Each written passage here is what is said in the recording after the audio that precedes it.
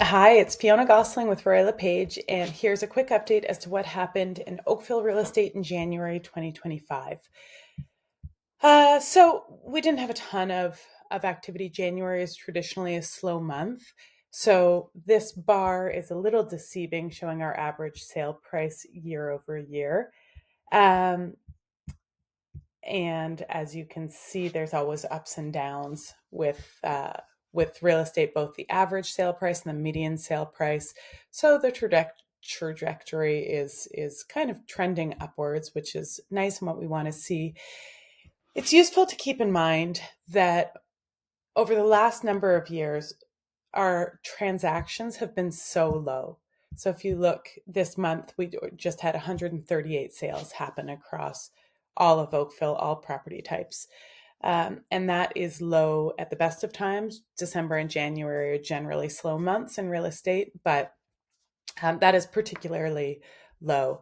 And I think part of it is for so long, buyers have been sitting on the sidelines with interest rates being high and there being some market uncertainties. People who have needed to buy have not been completing the transactions. So, clear across the GTA, transaction volume is down, but migration is up and people need places to live. So I think what has been happening is people have been sitting on the sidelines waiting for a little bit of stability. And hopefully, with the last couple of rate cuts that we've seen and the Bank of Canada giving indication that they are committed to continuing to bring down those interest rates,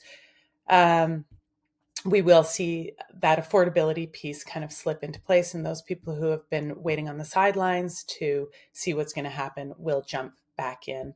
I think when you look at the recovery, if you take January out, because I don't think this is a very good indicator because it's just 1 month and it's a very slow month. Our average sale price is almost right back up to what it was. It's higher than it was in 2021. If you take the blip of 2022 out, we've kind of made that recovery.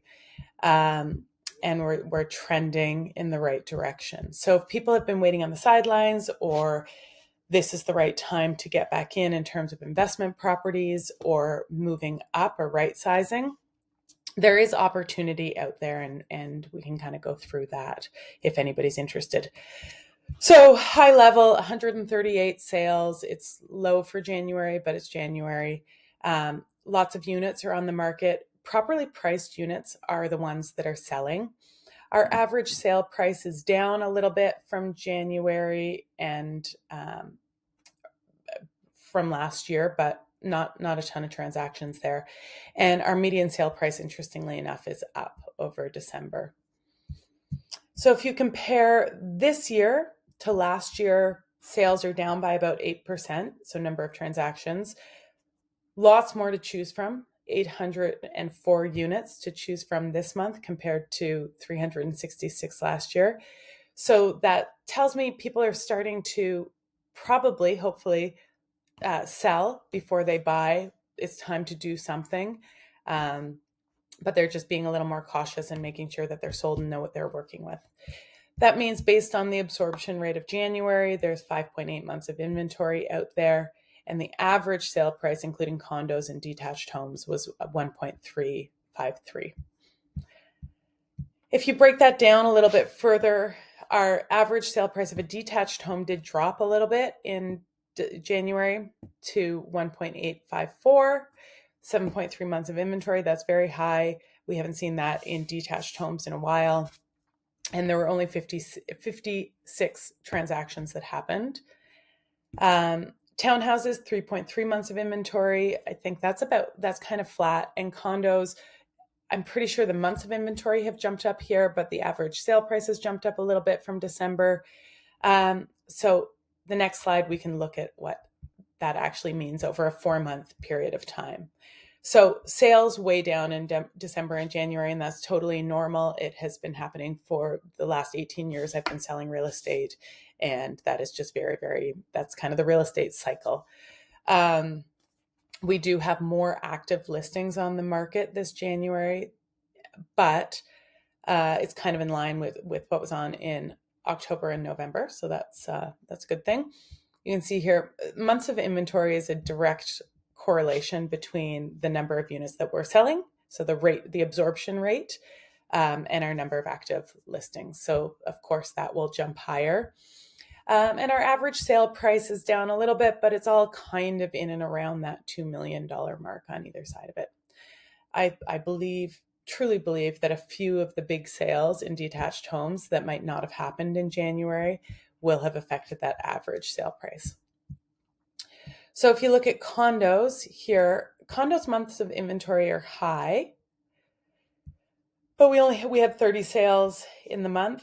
It's kind of flat, 35 sales, 29 sales, 30 sales in the last 4 months. Like, things are happening.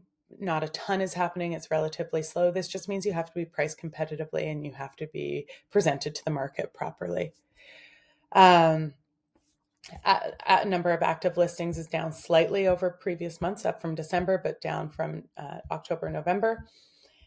And the average sale price is up a little bit, but it's all kind of in that same $700,000 to $800,000 range as the average sale price. And again, townhouses kind of flat. If you look at the average sale price here over the last 4 months, it's a little bit higher in January. You have around 3 months of inventory.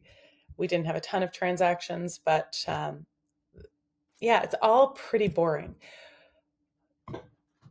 Until a couple of weeks ago, I was quite optimistic around what was going to happen in the coming months, the immediate months, like January, February, March, and the real estate market. I see buyers coming back to the market. I see people who've been sitting on the sidelines jumping back in. There's more activity on showings. Obviously, tariff discussions create uncertainty. So that will have an effect on our housing market, but certainly people still need to buy and sell houses, and they're still out there doing that. With Bank of Canada rate announcements, bringing things down, we're starting to see some movement happen there. So hopefully the political landscape starts to settle down soon. We get a little bit more, it becomes a little more boring. And if people need to buy or sell, it's a pretty good time to be doing it.